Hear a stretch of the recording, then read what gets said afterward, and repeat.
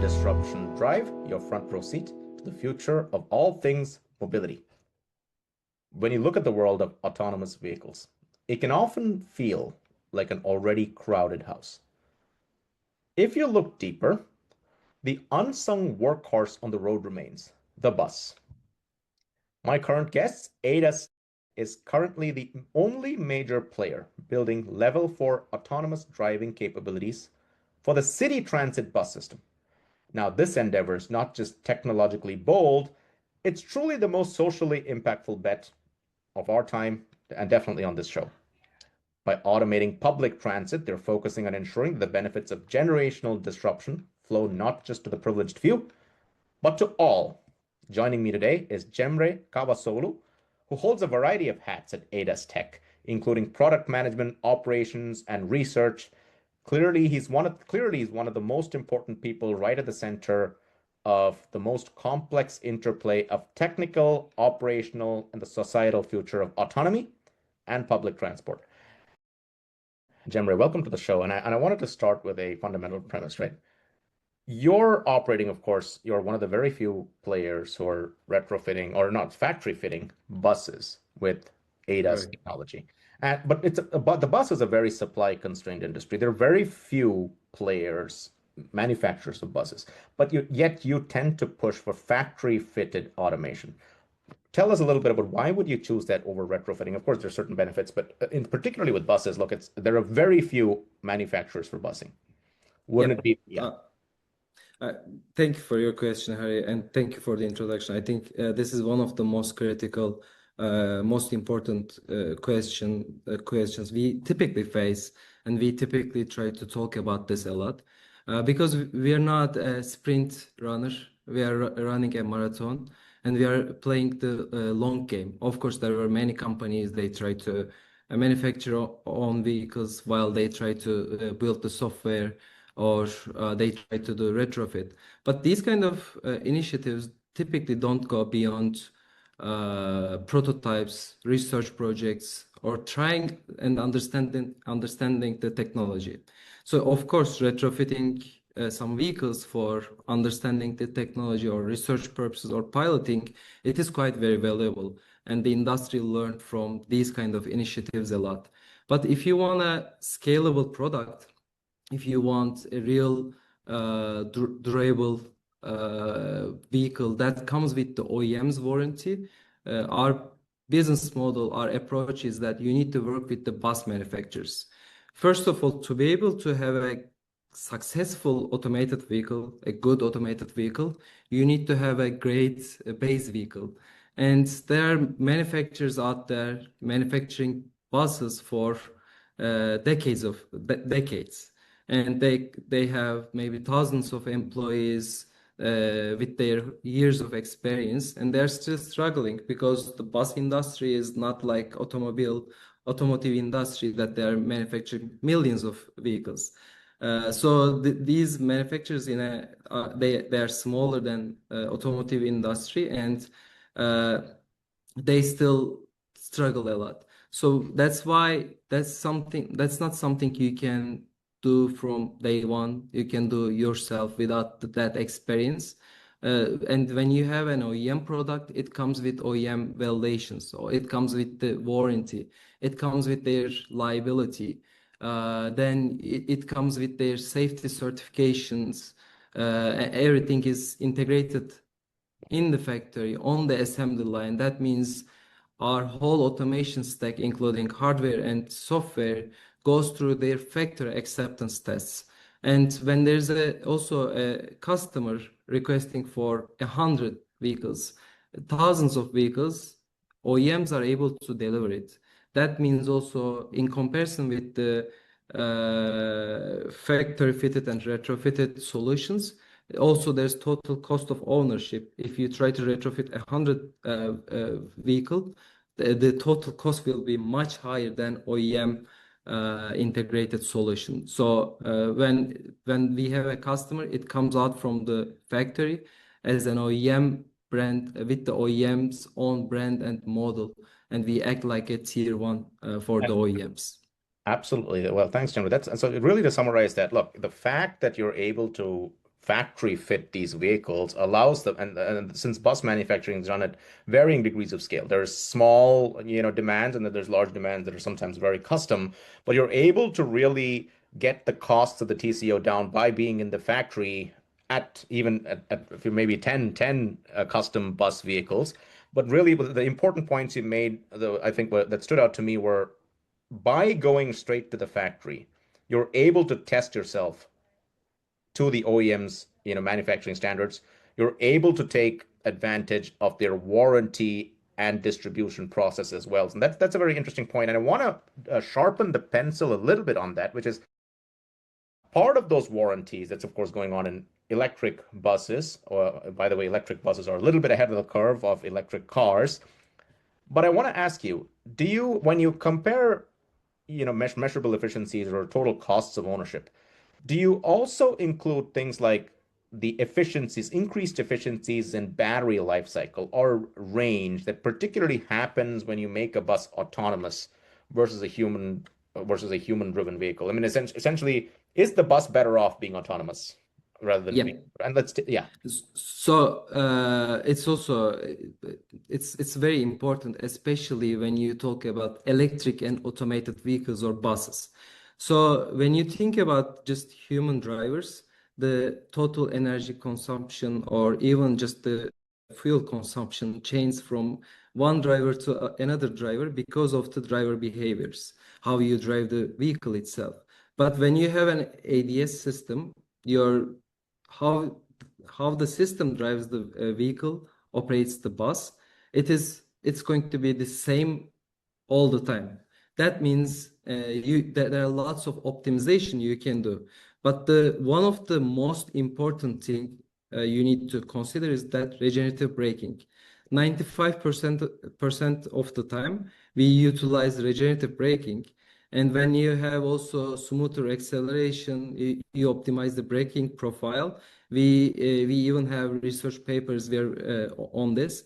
You can optimize the battery consumption, increase the efficiency up to 18% in comparison to human driver.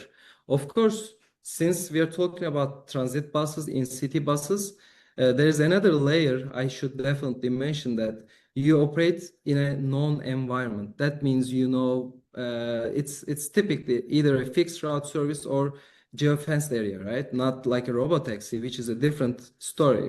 But when you operate in that environment, and as AdasTec, we utilize HD maps, because why not? There's another information you can use, since these are purpose for these technologies, purpose for transit.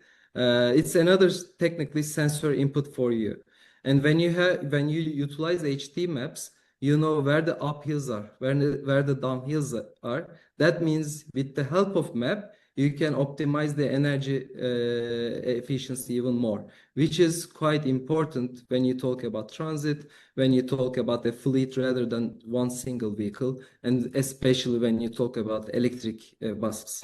So you're optimizing for the fuel consumption by enforcing sort of standardization of braking or even acceleration. And of course, the fact that you're driving through HD maps in a fixed route, a repeatable route, in a bus route, increases the fuel efficiency versus a human driver who's, of course, making real-time judgments every time they drive. Let me ask you a slightly different question on the other side of the complexity of this specific industry, which is you're working with city agencies and public transit, both very notorious for being relatively risk averse, capital constraints, and specifically local governments. Yeah.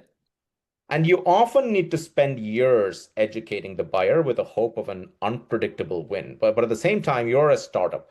So how do you manage these resources? And I know you're right in the thick of those things because you're talking to everybody in various city governments. Yeah. Uh, like that is true. What we are doing is very different than robotaxis, trucks.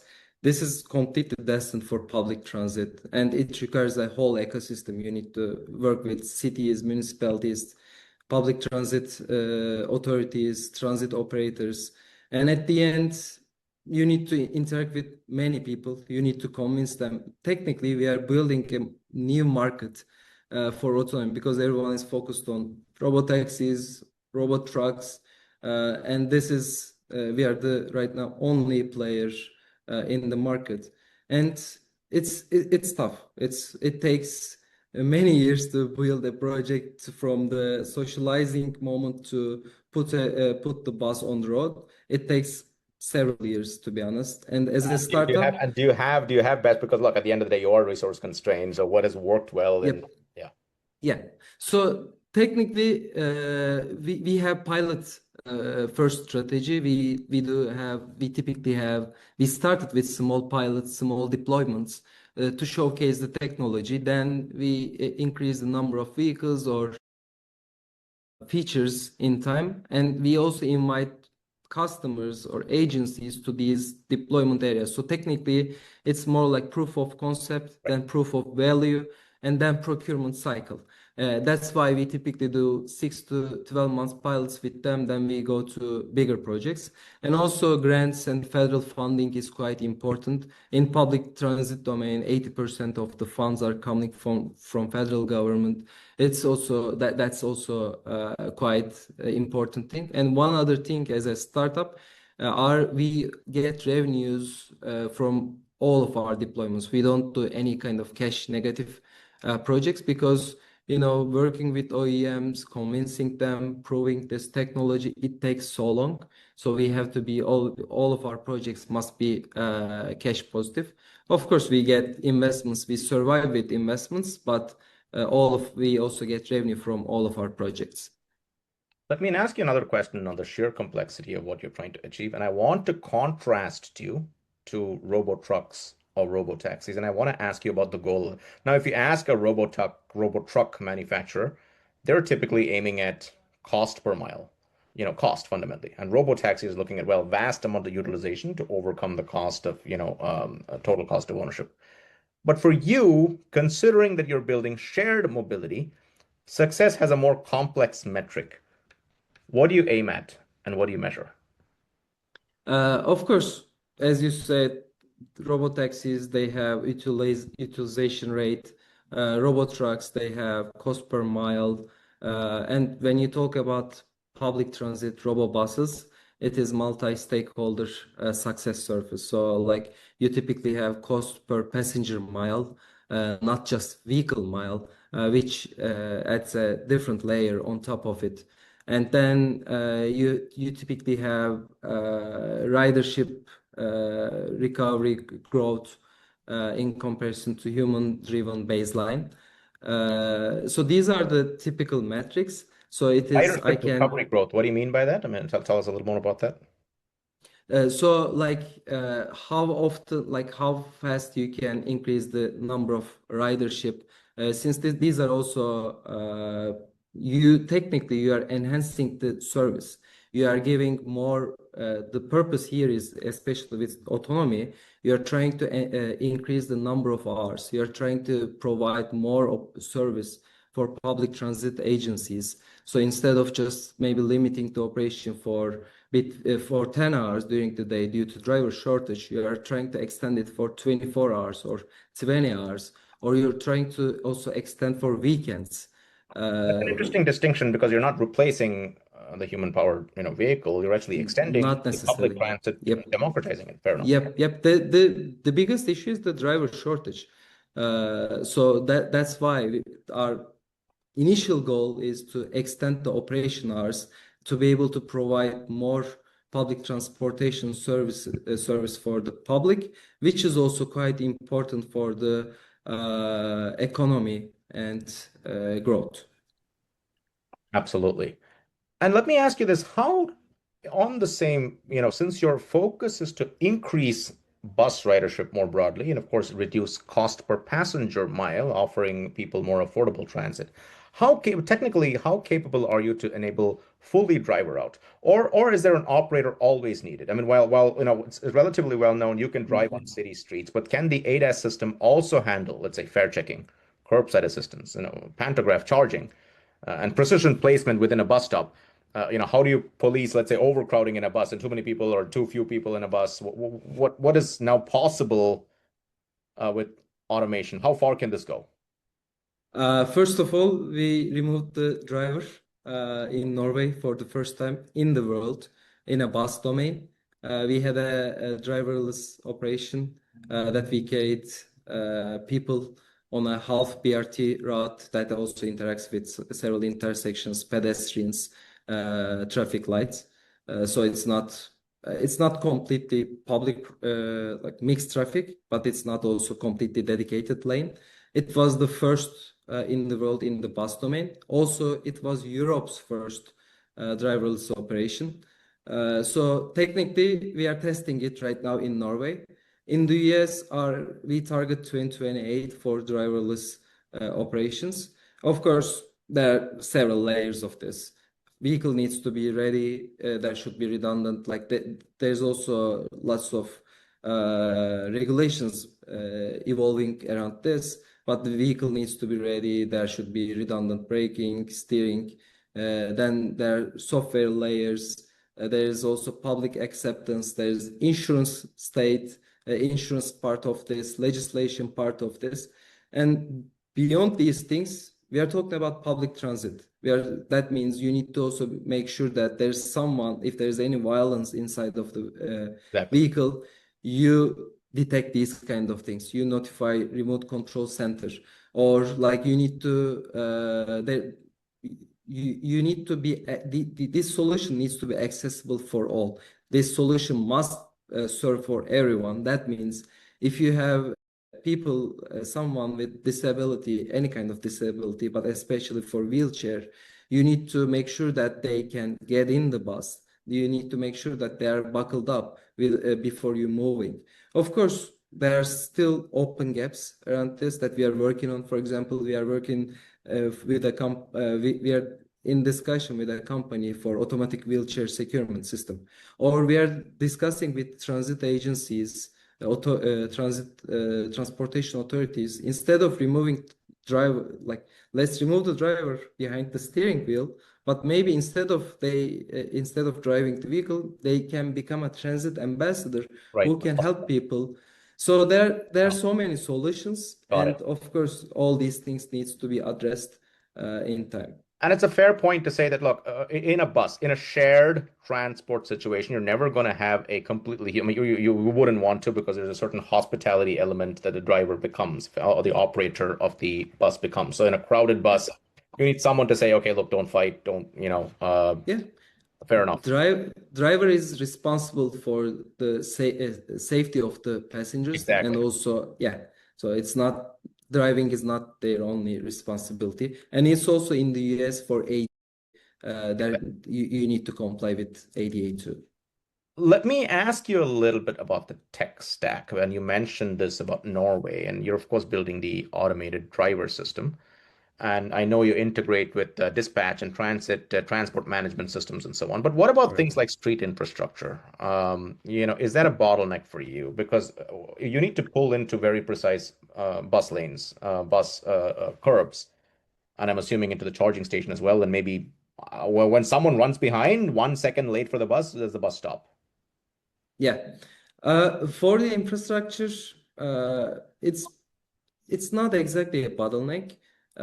So these vehicles can stand alone without any kind of infrastructure support.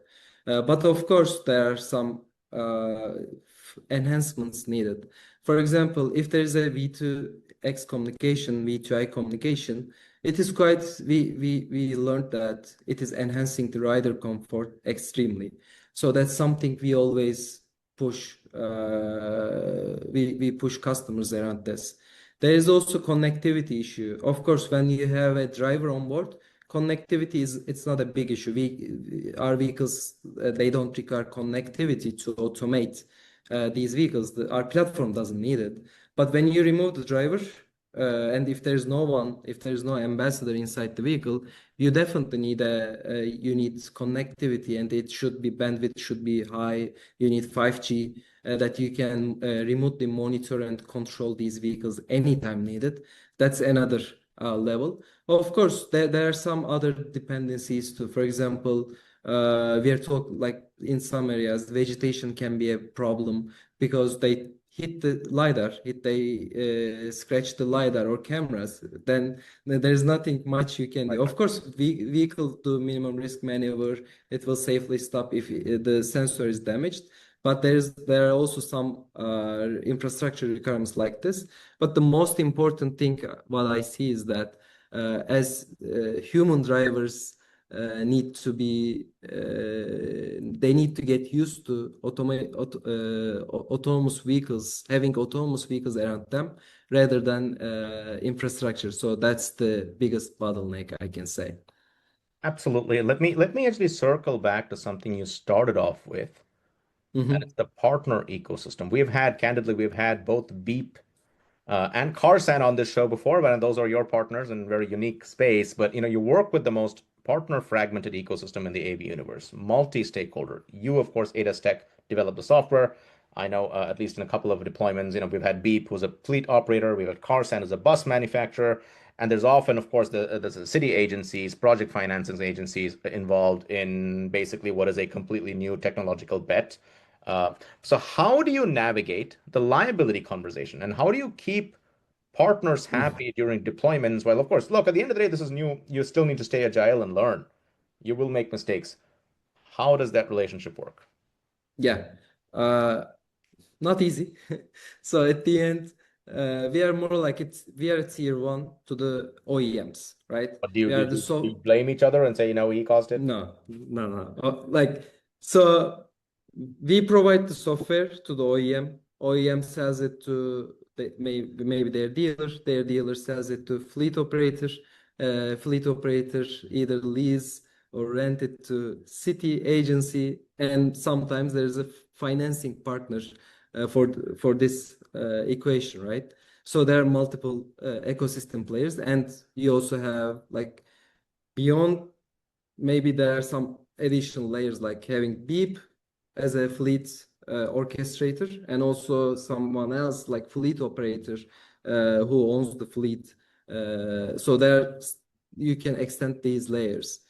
Of course, when you talk about liability, it will, if there's any problem with the vehicle, it's like regular, it's like conventional way. It will And go by to the way, just to OEM. clarify, what I mean by liability is when something goes wrong, right? Yep. Exactly. Yeah. Yep. So when something goes wrong, of course, like it will go through these layers one by one. And at the end, you will look up like if this was caused to software, it will come to us. If it was caused to vehicle hardware, it will go to OEM. But OEM owns the vehicle liability, including autonomy. And if there is any issue with the software or autonomy hardware, it comes through OEM to us. So Let that's me ask you, how do you even know who's at fault until, and do you have a way to find out? I mean, you have a way to find out, but how quickly do you know who's at fault? it depends on the issue. Like you are able, since these are autonomous vehicles, you are able to investigate all components. You can even do Right. preventative maintenance. Fair enough. So Yeah. you record everything. Whenever there's a key event like disengagement, near miss, any kind of intervention, you record data. And from that data, you're able to see all the states of vehicle, everything. That means the vehicle is already more traceable than human driven vehicles. That's why you can also enhance this ecosystem with preventative maintenance. Maybe in the future, maintenance costs will go lower. Maybe insurance costs will also should go lower, since you will have less incidents, less maintenance requirements. So you are able to trace everything, and you also have KPIs. You have dashboards of like autonomous rate, how many times you exceeded the comfort limit, how many times you had disengagement, how many times you had interventions, what was my maximum speed, what was the average acceleration. So you are able to keep track of all these things. So that's, and when you report all these things to your customers, and they also understand it, it also, like when you build that trust and transparent data sharing agreement between you and your customer, it makes everyone happy. A very good point, Cemre. And that's all we have time today. But what we just saw is a true masterclass in balancing if there's one word I would say, is complexity and balancing complexity. AdasTec is achieving incredible ROI per passenger by leaning heavily into shared rides, reducing cost per passenger miles, critically at all levels of scale in the difficult world of busing. They're the leaders in proving that mass transit is a massive lever for autonomy, probably with the highest ROI societally in this ecosystem. We explored the engineering marvel of a system that can comfortably cover miles of open transit route, but also flawlessly execute the high precision inch by inch maneuver of bus stop docking. And as we found today, there will always be a human in the loop, perhaps not as a driver, but more as an orchestrator and a hospitality worker. We also covered the highly nuanced interplay between drive-by-wire mechanics, battery health optimization, and safer automated driving, all of which converge to redefine public transit. It's clear that the future of mobility isn't about moving people, it's about moving everyone democratically. And we hope you enjoyed this episode of Disruption Drive. Cemre, thank you for joining us, and thank you all for listening. Until next time, keep driving forward.